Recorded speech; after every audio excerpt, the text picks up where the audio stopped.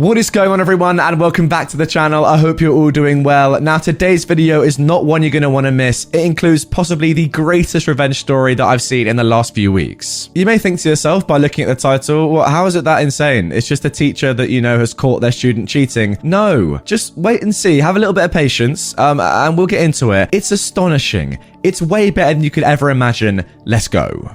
Cheating student thought he had me fooled. Fell right into my trap. I am a cancer researcher and a guest professor at a university school of medicine, teaching my speciality, imaging. Besides the usual acquisitions of medical images using MRI, CT, etc., imaging is a lot to do with image processing. Honestly, some days I'm just a glorified programmer or an IT guy. Now, as anyone who has ever programmed anything will tell you, coding is a very personal activity. With enough experience, you can tell who wrote what just by looking at the lines. I'm also in my late 20s and I'm not native to this country, and it's my first year as a guest professor. So some students look at me as this inexperienced, gullible, foreign guy. As part of my module's grading, the students have to submit 2 reports that weigh 10% each of their final grade. These reports are about image processing and they have to code a fair bit. As usual, there are students that make an effort. Some do minimal work, and then some cheat or copy. As I was grading the reports, I noticed a small group of students who found reports from previous years online and literally copy and pasted those reports, changing only their name. It was a facepalm moment because those reports were not even good and had a lot of errors. You see, in order to establish a baseline for my grading, I browsed previous year's reports, so I knew what to expect from the students of this module. Naturally, I graded them all with 0 and kept working my way through grading the reports I had left. Meanwhile, the students casually asked me in the halls how the reports were. Of course, I couldn't comment on that until I released the grades. One time, this dude who'd copied from another report, 98% match on plagiarism checker, asked me when I'll release the grades, and comes along with this story that he worked really hard on his reports, that his exam didn't go so well, and he's hoping that the grade on his reports is enough to get a pass. I mean, submitting another person's work as your own is very wrong, but it was an online submission and impersonal. Right now, he was just lying through his teeth and to my face. I could feel my blood boiling, but I didn't lose my composure, and I decided instead to come up with a plan. I totally get what this teacher is saying, right? It's one thing lying and cheating online, but then backing it up to his face, saying he works really hard on it, that is a step too far. I knew that my exam was the last exam of the semester, and that after that, the students usually go home or on family vacations while they wait for their grades to be posted online. So, I graded the exams and input their grades into my Excel sheets with their report grades. 4 students had 0 due to cheating on their reports, and if I graded their reports with 50% of the max grade, they would barely fail the module, but they would fail nonetheless. So it was on. Now, if you're like me and you're a little bit confused as to what the teacher is doing here, don't worry, it will all become clear in about a minute. Now, in order to be fair, I bumped everyone else's grades. A bunch of people with miserable reports ended up barely passing because of my grade bump. But even though their reports were bad, it was their own work and not copied from anywhere. You see, students are entitled to make an appointment to review their grades after publishing and before the grades are locked for the year. Basically, they sit with me, we go through their exam and reports, and their goal is to convince me to give them extra points in hope that they actually pass the module. I knew that the cheaters would come. After all, they think they fooled me once already, and they still have half the report's points to bargain for. So, I just waited for their emails. Lo and behold, they write to me the same day that the grades go online, saying how hard they've worked on their reports and that they don't understand how they only got 50%, and that they wanted an appointment. I was ecstatic. Sure, let's review your grades. Do you remember that my exam was the last one? Well, these kids were already on vacations, some very far away, and they begged me for an online appointment. No can do, university policy unfortunately. Moreover, you have 3 days to show for your appointments, otherwise the grades are locked. Also university policy. So, here they come, cutting their vacation short and catching planes. Some spend hours in buses and trains to make it on time. This is unbelievable. I know what many of you are thinking. They come, I show them the plagiarism checker results, and reveal that I know that this is not their work and send them on their way. Well, I did consider doing that, but I had something better in mind. These appointments usually take 10 minutes. I show them their work with my notes on what's wrong and right, and they try to find some inconsistencies in my grading and bargain for more points. I'm not going to give them the opportunity. Mwahaha. So, one by one, they sit with me individually, and I go through their exam and reports. Remember that, of course, they copied the reports and copied bad ones with a lot of errors. I ask questions, lots of them. Why did you do this? What is your reasoning for this? They don't know. It's not their work. They just mumble random stuff because obviously they don't even know what to answer. Point by point, mistake by mistake, I explain why it was wrong, how it should be done, lecturing the same material that they'd already been lectured on during class. I make it long, I make it boring, I make it painful. I spent hours with each one of them throughout those 3 days. They always came with the same, I worked so hard on this, and a little smirk on their face, because they thought that it should be really easy to fool me, the gullible foreigner again.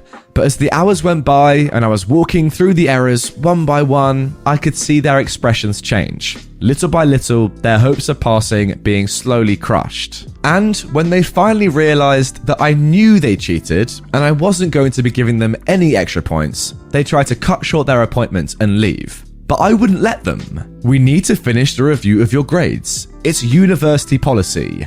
And I just kept going, extending their misery for 1 more hour or 2. It was legal torture, plain and simple.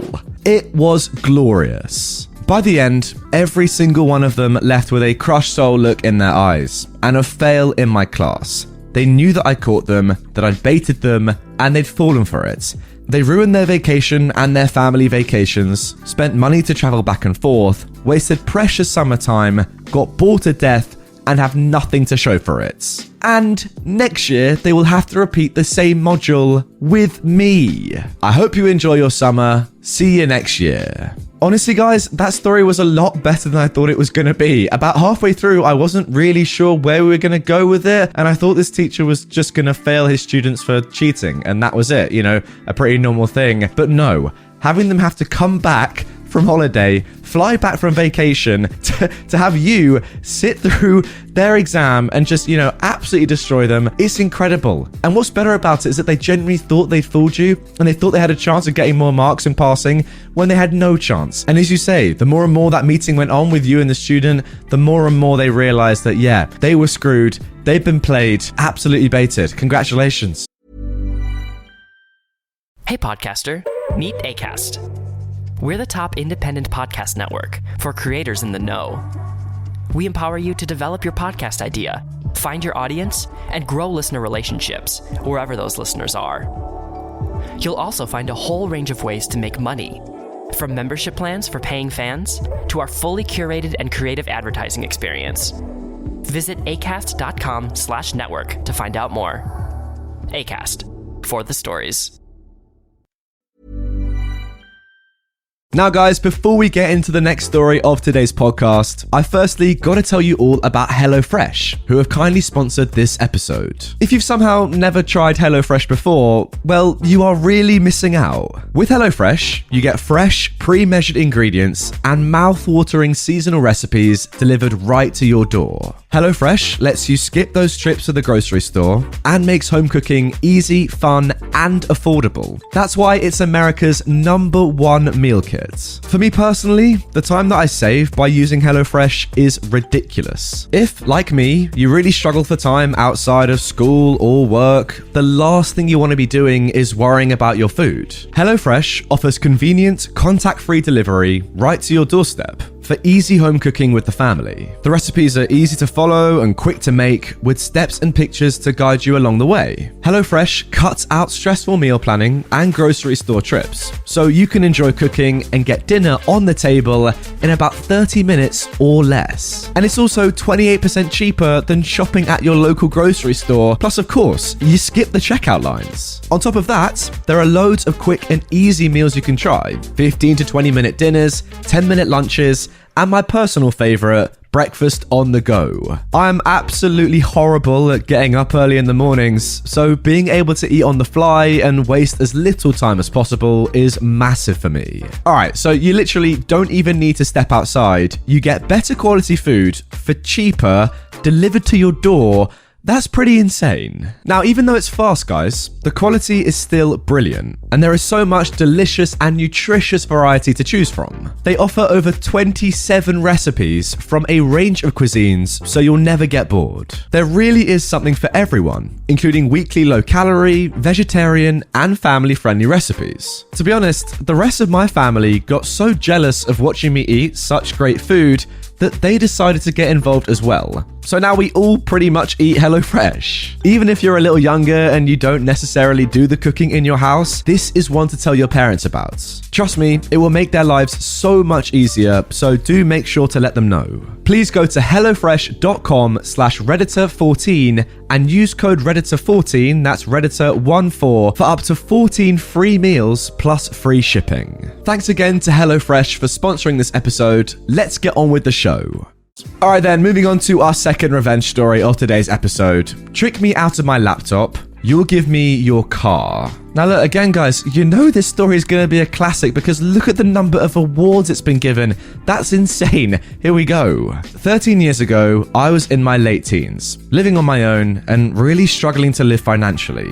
One of the few possessions I had was an old laptop. My laptop had stopped working properly, and while I'm fairly proficient in using a computer, I had no idea about fixing them. I did a bit of searching on the internet, but I couldn't get it working, so I asked my stepdad to take a look. He had a quick look and said it was screwed, but he'll take it off my hands if I don't want it. So I said, sure. You know what, if it's broken, then okay, it's no good to me. But 10 minutes later, I walk back into the room and he's using it. I asked if he fixed it and he says, yeah, thanks for the laptop. I mean, I was obviously fuming. My mum, though, said she wasn't getting involved, and my stepdad's only response was that he did a quick internet search to find the fix, and I could have done the same. But that wasn't important. I was broke, and he'd taken one of my only possessions, even though he had a PC and a laptop already. A few months later, I was visiting my mum and stepdad when I had an idea. While I am useless with computers, I'm a very competent mechanic, specifically with Audis, and my stepdad had a 2001 Audi A3. Before coming in the house, I went under his car and unplugged the oil level sensor and a vac line for the turbo. Later on that day, he went to go to the shop or something, but when he started the car, it threw up oil warning lights on the dash and wouldn't boost. So he turned it off and had a look of concern on his face. I went out to ask him what's up, and he said that something had gone majorly wrong. He said something along the lines of catastrophic turbo failure or engine failure. He'd already spent quite a bit on repairs and didn't want to spend any more money on it, so he spoke to my mum about just cutting his losses and scrapping it. Oh, okay, I see where this is going and I love it. Oh my word, that's why it's got all the awards. Alright, good. I asked how much it was worth at the scrapyard, and he said £100. So I ever so graciously offer 120 to take it off his hands and maybe part it out, which he accepts. He signed over the logbook, the title, and wrote me a receipt of purchase and handed the keys over. I walked outside, lifted the bonnet, pretended to look at my phone for a minute, went under the car and plugged the vac line and oil sensor back in, fired it straight up and drove around the block. When I got back, I gave him the thumbs up and said it's all fine now. Honestly, these two stories, man, they're up there for me. What? That is insane again. His mouth was wide open and he was mega annoyed. And my reply was, you could have found the solution too with a quick internet search. He tried arguing that it wasn't fair, and if it's working, then I can't just take his car, but I just said he didn't have a problem tricking me out of my laptop and that he's already signed the car over to me, so tough luck. My mum kinda laughed and said she's not getting involved and that it was his own fault. I still have the car to this day and it's practically in showroom condition and runs sweet. And guys, OP has actually even posted a little photo of the car, and you know what? That's a pretty decent little banger, if you ask me. Not some little trashed old rundown car. That's a solid car, definitely worth more than £120, that's for sure. Oh, love it. Just another incredible story. So good.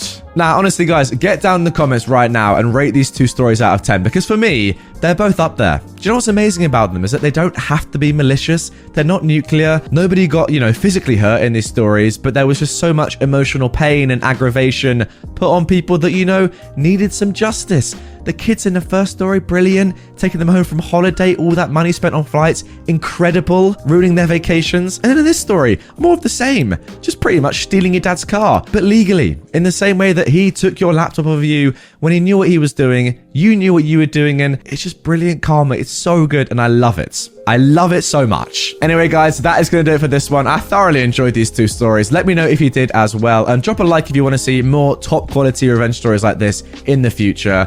Honestly, I know I do a decent amount of revenge videos, but with stories like these, can you really complain? I can't. If you want more from me right away, check out a playlist of all my revenge videos right there for more stories like this one. Subscribe if you're new, and I'll see you all tomorrow with another absolute banger. Looking for a new podcast to listen to? Here's what we love, courtesy of Acast Recommends. So, Shahan, that's the story of how I wound up at a One Direction concert with a college football coach. Doug, we're supposed to be talking about the College Football Playoff Show.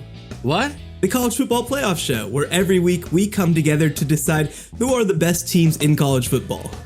Oh, you mean the fun new National College Football podcast, where we rank the best teams in terms of, who has the best head coach, the easiest schedule, the greatest quarterback. Oh, yeah. Where we actually watch the games and choose who deserves to play for a national championship. And where we kick out the pretenders who don't deserve to be in our discussion. It's the College Football Playoff Show with Shahan Jeharaja and Doug Maurice. Find it on the Acast app and wherever you listen to podcasts. Acast Recommends.